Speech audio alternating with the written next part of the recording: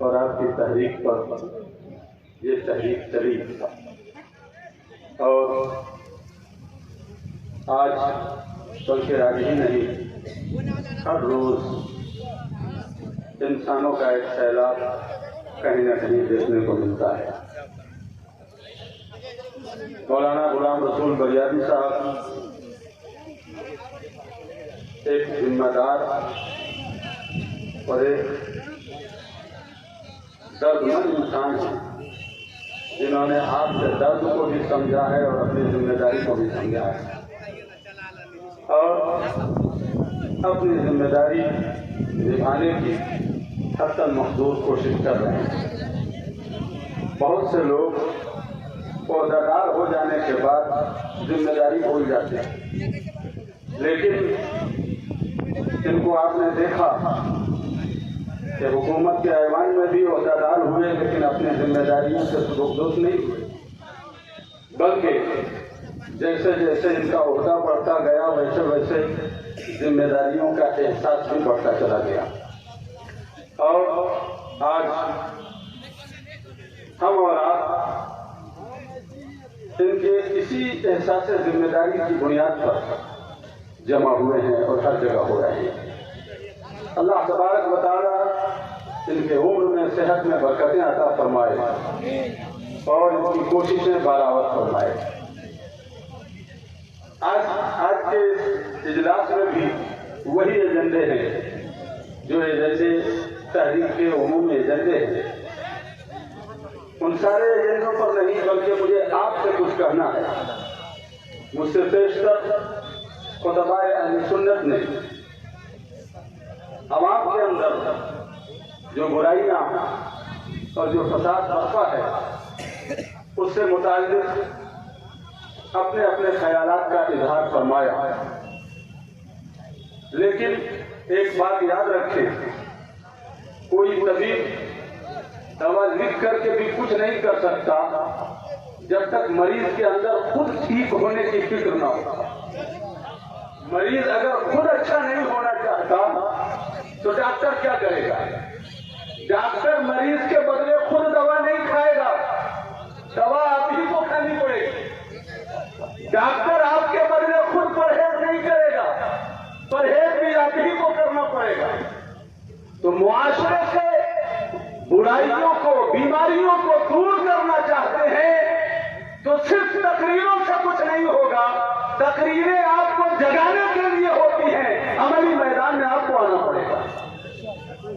आज एक इंसान, एक मिडिल क्लास इंसान के घर में भी बच्ची पैदा होती है तो उसको खुशी नहीं होती, जबकि हम उस पैगंबर के मानने वाले हैं जिन्होंने हमें ये मिजाज दिया है कि तुम्हारे घर बच्ची की पैदाइश हो तो खुश हो जाओ कि अल्लाह की रहमत उतरी है, अल्लाह की रहमत आई है।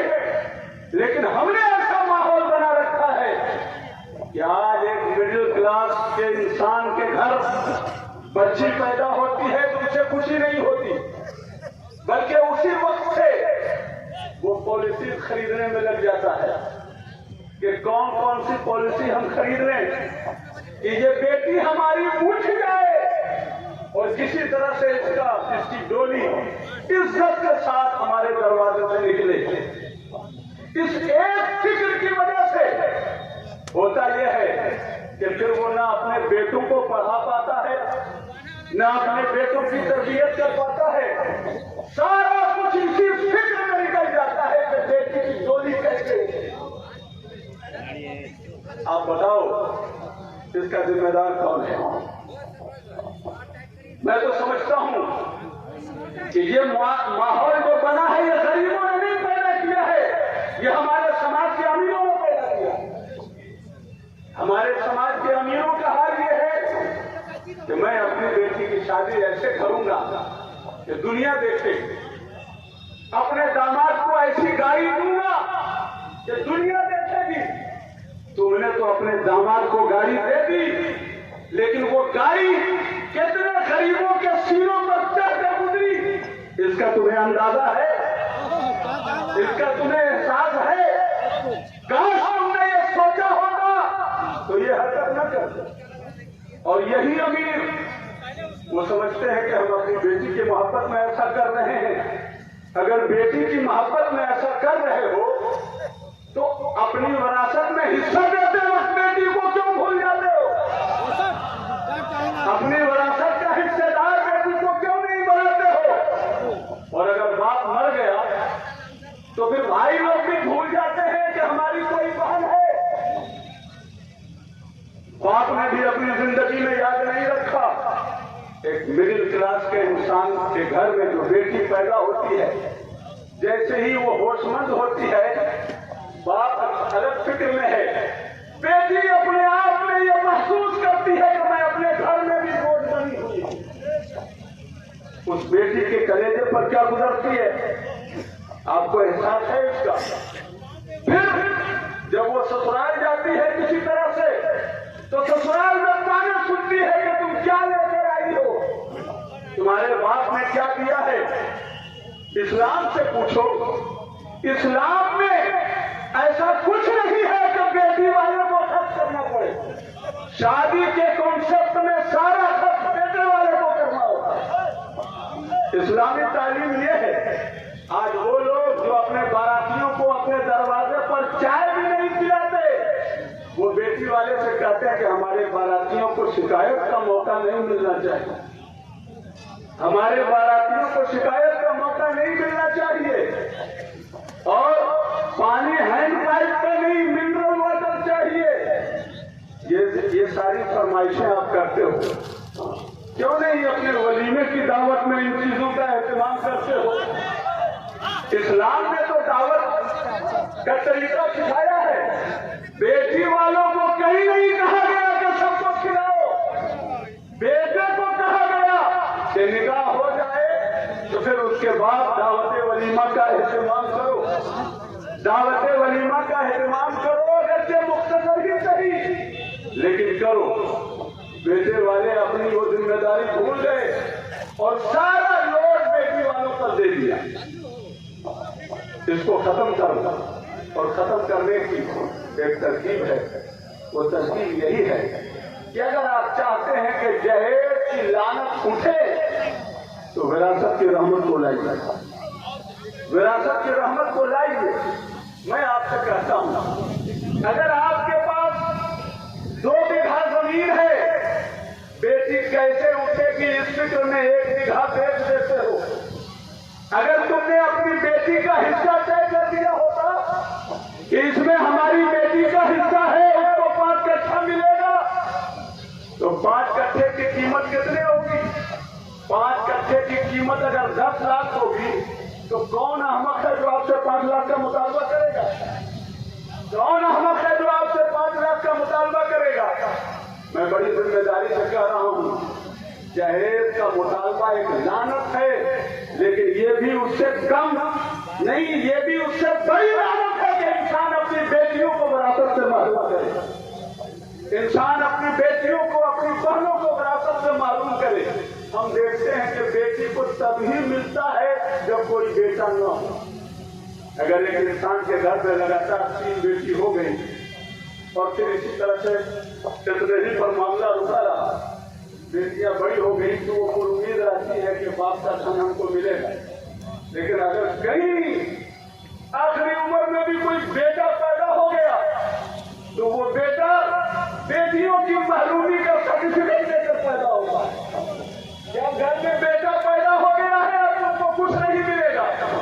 अब तुम ही बताओ, वो बेटियां अपने भाई की पैदाइश की खुशी मनाए या अपनी जिंदगी की महरूमी का मातम करे? मुसलमानों, एक तरफ वमा असाबकुम मिन मुसीबतिन फबिमा कसबत अयदीकुम, मुसीबत आती है तो अपने ही करतूतों के नतीजे में आती है। वयाफू अन कसीर, अल्लाह तबारक व तआला बहुत सारी गलतियों को तो माफ फरमा देता है, सब पर गिरफ्त नहीं फरमाता। अगर हमने विरासत के सिस्टम को इस्लामी तरीके पर लागू किया तो जहेज की लानत मैं समझता हूं आधे से ज्यादा तो ऐसे ही खत्म हो जाए। लेकिन जरूरत इस बात की है कि हम तैयार हो। सुनो, मुसलमान होने के नाते हर मुसलमान का ये जज्बा जज्बा है कि मरने के बाद हमको जन्नत मिले, मरने के बाद हम जन्नत में जाएं। अगर ये जज्बा नहीं है तो कैसा मुसलमान? लेकिन हुजूर क्या फरमाते हैं, मन कता मीरासा वारिस ही कता अल्लाह मीरासहु मिनल जन्नत यौमल क़ियामह। सरकार ने फरमाया जिसने किसी वारिस की मीरास काट दी, उसको महरूम कर दिया, अल्लाह ताला उसको जन्नत से महरूम कर देगा। तो ऐसा काम क्यों करते हो? अजीब बात है, बेटी को न देकर तुम क्या समझते हो कि हम साथ लेके चले जाएंगे? बेटी को दो या ना दो, सब यही छोड़ करके जाना। और एक फिक्र और होती है कि बेटी को देंगे तो सब दूसरे के हाथ में चला जाएगा, सब तो दामाद दे देगा। लेकिन बेटे को देते वक्त ये नहीं सोचते, अपनी बेटी को महरूम कर दिया, दूसरे की बेटी आकर तुम्हारे धन पर राज करती है, दूसरे की बेटी आकर तुम्हारे धन पर राज करती है, ये भी उनका हक है।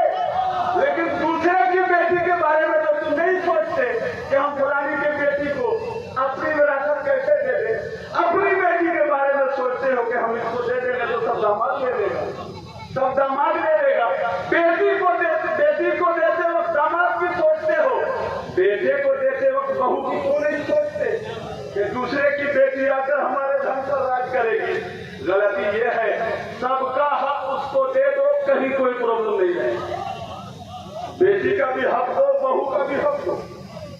और अगर इस सिस्टम से आप चलेंगे तो आपकी बेटी ना आपके घर में बोझ बनेगी, ना अपने ससुराल में बोझ बनेगी। अगर उसको आप बोझ नहीं बनने देना चाहते हैं तो आप आगे आइए। अगर आप ख्याल नहीं करेंगे तो दूसरे से क्यों तवक्कुल? अल्लाह तबारक व तआला तौफीक खैर अता फरमाए। अस्सलाम।